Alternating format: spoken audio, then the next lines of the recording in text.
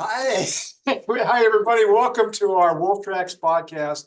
We are CSU Pueblo Extended Studies, and I'm Gary Salazar. I'm the Associate Dean of Extended Studies for the Adult Learning portion and the online programs. And this is our 20-minute conversation that we try to hold with people who are doing exciting things in our internal and external community, people who are doing things that help elevate, introduce, grow awareness. It's a fun podcast, 20 minutes of conversation with our guests. So thank you all for joining us out there. One of the things that we do is we record these, we post them on our YouTube channel, and we'll try to put them into some of our social media as well. Joining us today is Dr. Emily Mulvihill.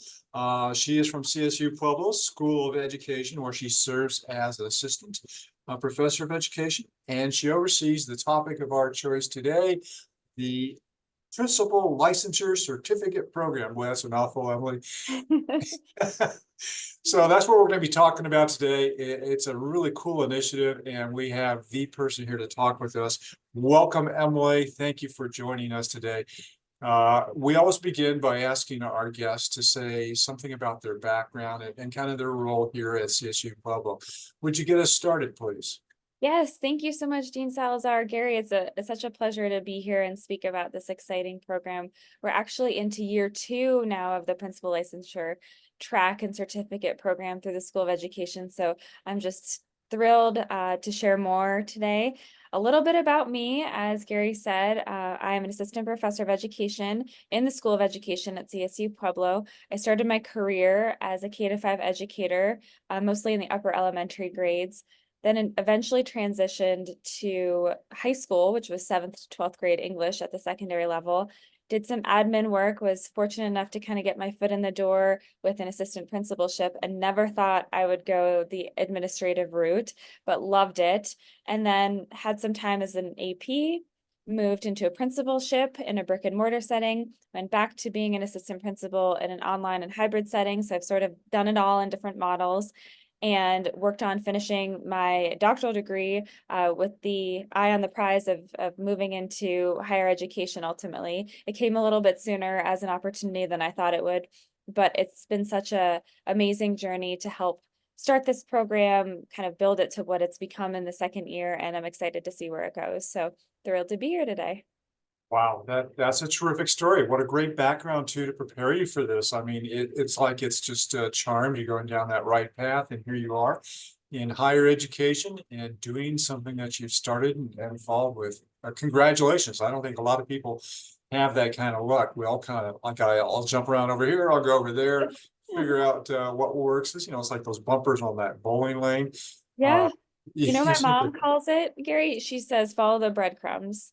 follow the breadcrumbs. Yeah, so things were Yeah. sort of put in my path, and I hadn't planned it out early on in my career. I knew I just loved working with students, and I love the aha moments that come with education. And I followed those breadcrumbs as they move forward in my career, and here I am today. But I like the bowling alley analogy too. Yeah, it's sort of on track, It's a lot of fun. It's all the journey, whether you're following breadcrumbs or something else. So, all Yeah. right, let's talk about principal licensureship and what this is and why there's a need for it.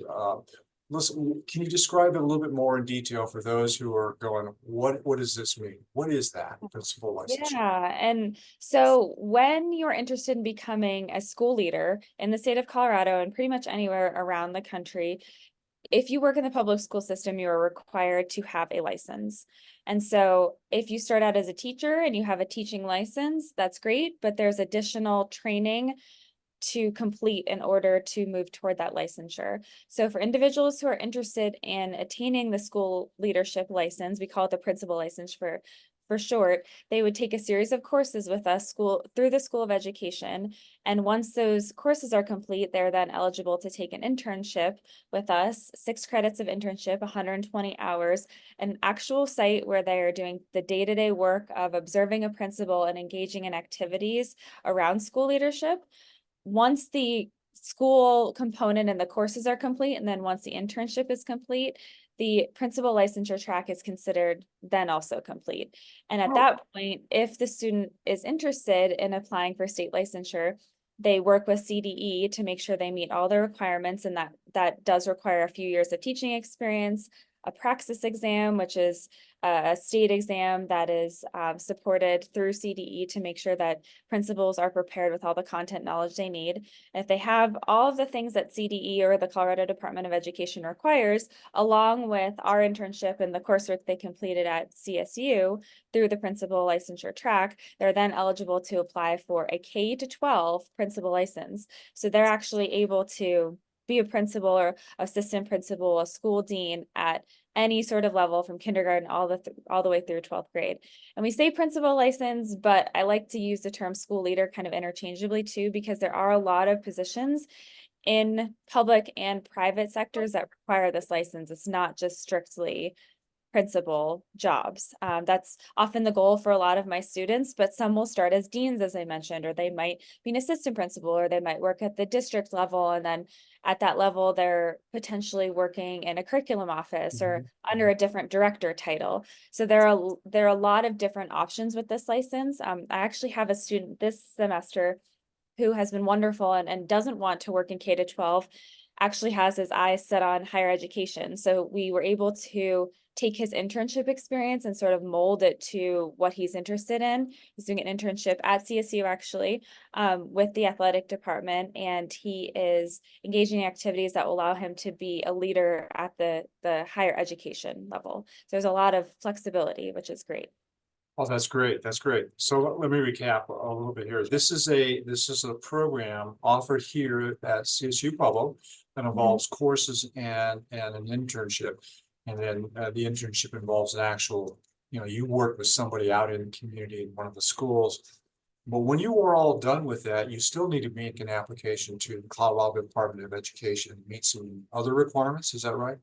Yes, that is exactly correct. And if you're not interested in licensure and you just are interested in taking the courses as a potential student and the internship, that's also an option too. And so we have students who are interested in school leadership at a private school, and a lot of private schools don't require licensure.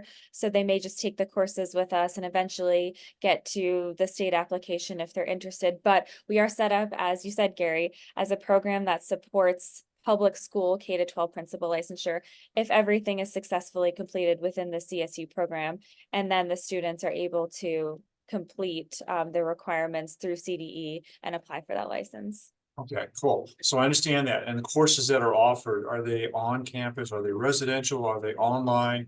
Are they a mix of both? How do the courses come to the students? Yeah, so we are an asynchronous online program, which is Okay. amazing.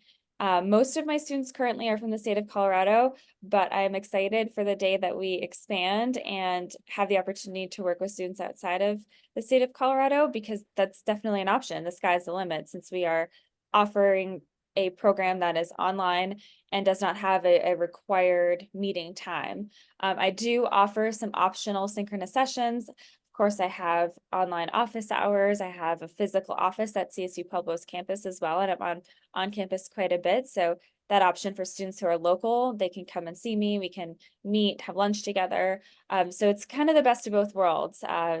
For students who are working full time, which is the majority of the students that I work with who are teaching in schools or have some sort of other role in a school, the flexibility to do this program within their professional and personal constraints is just really open doors for a lot of students who didn't think that they would have the opportunity to be able to do that. And it's similar to our internship, that flexibility piece of things. I just wanted to add this is a lot of students who are working full time are able to complete their internship hours within my program while they're working full time at their site. So it really provides a lot of like I said, flexibility for working professionals who have other commitments. Right. You hit on some really, really important points, and you mentioned asynchronous online. For those who may not be familiar with that, we're talking about a program that is offered kind of like as you go. You don't have a classroom that you're going to. It's not an online classroom. You're doing this asynchronously or without that. However, Emily mentioned a very, very important part about staying in touch and being able to work with those students as they have questions, as they need that. we find that busy adults often, they have a lot of constraints on their personal lives or professional lives. So this is a fantastic opportunity to do this. Like as she said, it's extremely flexible for you, but there is a component of you got to get it done. Emily, I so appreciate that point of view that you bring. I've met with a lot of very, very talented instructors who, who wanted to transition or wanted to do something with online. But, there's an uncertainty level with that. So being able to know that you can come to a program such as this, something that helps you professionally, something that will help you move up in your career field, and then still be able to stay in touch with somebody like an Emily who has gone through this, who does this, what a value added. It's not that you're out there by yourself, you are Yeah. doing it with others. So thank you for Yeah. that. Yeah, That's Gary, and I awesome. just wanted to mention too, you make so many good points, and I wrote down a couple notes as you were speaking because it's that unique flexibility, but we're also operating within 8-week sessions. Mhm. So a student is able to complete this program and internship within 1 year because we offer all of the classes on a cyclical basis within 1 year's calendar time. It's not a cohort model, but it often feels like one because I have a very small classes, and so students get to know each other as they move along in the courses. And because we are asynchronous and online, students can reach out through Zoom, through phone, email, text. I'm fairly accessible, and I stick with them throughout the program. So I will touch it base with them and provide support based on assignments or classwork or even questions they have about their internship or current position professionally. Oh, yeah, really, really strong points. So thank you for reemphasizing that. If somebody is looking for this, I think you've touched on it, the kind of folks who want to get into principal licensure might be those who are looking to move up into a leadership, more of a leadership role. But this course, this program seems like it would give anybody some beneficial knowledge to just work where they are. It would expand what they need to understand, working with students. It would expand into, hey, here are some other requirements. So anybody could still benefit from this, even if they don't plan to become a principal or assistant principal or dean or other leader at a school. Am I right on that? Yes, yeah, no, you hit the nail right on the head, Gary. I more would encourage students to think about the qualities they possess and then their future goals as they consider potentially the principal licensure program. And just as a side note, this is a track that students can take outside of the Masters of Education that we offer through the School of Education, but they're able to apply these courses to a master's degree through the Masters of Education. So by only taking a few more courses, they can also receive a first or second or third master's degree if they're interested in it. So that's an option too. I've had both. But yes, going back to your point, I think the qualities of someone who potentially would be a good fit for this program would be someone who can communicate well, because of that asynchronous online component. And I certainly bridge that gap, but also who's open to that communication, who's organized because there is some independent learning, even though I'm there for facilitative purposes and to help guide the students through the coursework. I think they're good problem solvers because ultimately leaders are pretty good problem solvers, right? And that they're interested in leadership in general. So like you said, Gary, that could be in the nonprofit world, it could be in business, it could be ideally in education in this case, but we do have students who are moving through this track who are not looking to work in K-12. The majority are, but there are some that aren't. And I think just a general desire to continue to learn, and the real, I think, focus of my program is theory to application because they're doing that internship and because they're going to be going out into the world and applying what they're learning, thinking about and reading about and discussing those concepts, and then being willing to and open to applying them and learning from what they've applied. Right, right. So cool. Well said. I mean, any kind of education, my personal feeling is, it's beneficial. It's also what you do with it, how you apply that. The more you have the opportunity to learn, the more you can apply. So thank you for that. Okay, so I think we got a pretty good explanation of the program and what they're going through. And you kind of alluded to how this can go into different areas. I sent our dean this morning an email about, hey, here's something we should look at. I want to extrapolate from that going, hey, there's a lot of new changes in our technologies and our industry today.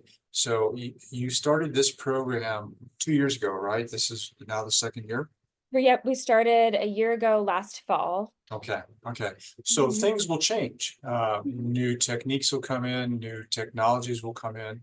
Are those, it may be too early, but are those kinds of adjustments, do they come into the principal licensure? Do we need to learn new things as we progress education? Yeah, no, that's a fantastic question. And I am very proud to be part of the School of Education. Our primary mission at School of Education is to prepare teachers of quality and distinction and to prepare them for a world that they are going to soon enter as professionals. And so we're always sort of thinking about how can we continue to be relevant and current with Hmm. what is expected of us. And I think the Colorado Department of Education doesn't allow us to do anything else. Even if we were sort of not following that mission and vision as a school of ed, CDE and the legislature and the School of Education in general, and I would hope at most other schools too, is required to keep up with current best practices.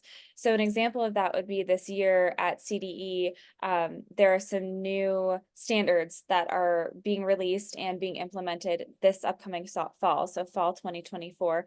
And we were required as principal preparation programs across the state to implement these new standards. We have some flexibility as to what that looks like, but there are certain outcomes we have to meet too. So that's a piece that keeps us current and relevant. But then personally, as just someone who is really passionate about educational leadership, I'm constantly reading books or listening to podcasts or encouraging students to share new best practices with me. So I'll often go through, and I just did this prior to spring term, my syllabi and add new textbooks or add new discussion questions or kind of tweak things so it is reflective of what's in current practice today. So yes, to answer your question. Yeah, and that's so important. Thank you for amplifying on that. Um, one of the latest technologies out there, we're all hearing about it, is artificial intelligence and how to use that. There's certainly, valid concerns, but there's also the opportunities for using new tools and how we want to have education, how we manage education, how we administrate, how we lead. So staying abreast of all of those kinds of things that are coming up, staying open to new standards and being flexible with that, that keeps your program very current and alive. And what's kind of cool is as your graduates go through, they may have questions and come back to you and say, hey, this is what I'm hearing. Emily, what are you doing? What's the latest here? So it becomes a great sounding board I and agree. continue education with all those folks who come through you. Really well said. Thank you. All Yeah. right. So if somebody wanted to get into your program, are there some important qualifications or steps that you would say, hey, this is what you ought to think about or do Yeah. before you look into this, or this is where you go? Yeah, that's a great question. So, I'm not sure, Gary, do you have a way to kind of write something and include my email address at the end of our presentation today? We absolutely will. I'll ask you to give it at the end, but we'll also include it so they'll see that at the end. Perfect. So you can definitely reach out to me. I'm pretty responsive through email, and I will get back to you right away with any answers to specific questions you have. And then as far as specific qualifications, you want to think about the following. You definitely need a baccalaureate degree, so some sort of bachelor's degree from an institution that's accredited. You'll have to provide your transcripts from higher education institutions. They'll have to be sent to CSU Pueblo. You need to have at least a minimum 3.0 GPA for the program. And then typically, if you're applying to the MEd program or the Master of Education program outside of the principal licensure, there will be a couple other, I guess, requirements that you'll have to meet before you're officially admitted to the program. So that might include a letter of interest or application to show that you have a teaching license or recommendation. But the transcript, the baccalaureate degree, and then the grade point average of a 3.0 or higher are the main things that you need to make sure that you have. And the other pieces may come into play, like I said, if you decide to do the entire Master of Education with a focus on educational leadership and this track. But I get regular inquiries about the program, and I'm happy to talk with students, email, call, Zoom, meet in person if that's an option too. So I really like speaking about our program. So please don't hesitate to reach out if you feel like this could be a good fit and you're just interested in learning more. Great, well done. And absolutely, for those who are trying to reach out there, I'll just say it's Emily.Mulvihill. We'll put that on the screen at the end of this thing at CSU, at CSU Pueblo, or csupueblo.edu. There we go, I got it right. And we'll get that out there as well. Well, our timer just went up. I don't know if you heard that, but Oh my gosh, we're 20 right minutes. near the end too, so there's so many more things I'd like to ask, but we also keep this short, so it's a vital short piece that people can listen to or watch during their breaks or other things during the day. Emily, first, thank you for coming on. It's a very busy time with a lot of students right now. We have a great deal of things happening here on the campus and online. Thanks to Dr. Emily Mulvihill for talking to us about principal licensure. I've learned a few things I was not aware of, and I'm not aware of a lot, but this was kind of cool. You know, how she casts the program to be flexible and supportive, how you can leverage the program and what you learn here into your master's degree if you choose, and how she wants to work with all of you, even though it's an asynchronous program.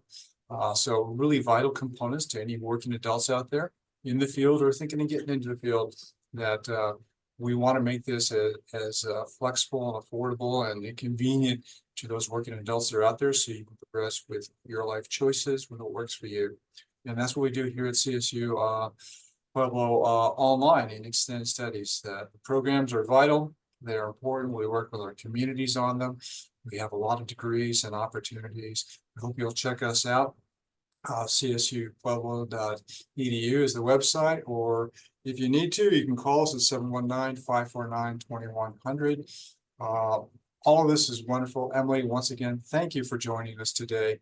Thanks to all of our wonderful audience out there for listening. Everybody, it's coming close to the end of winter. I know we're still in winter, but it was cold yesterday. It's hot today. It's looking great. Whatever it is, you all be safe out there. Thank you for joining us on Wolf Tracks.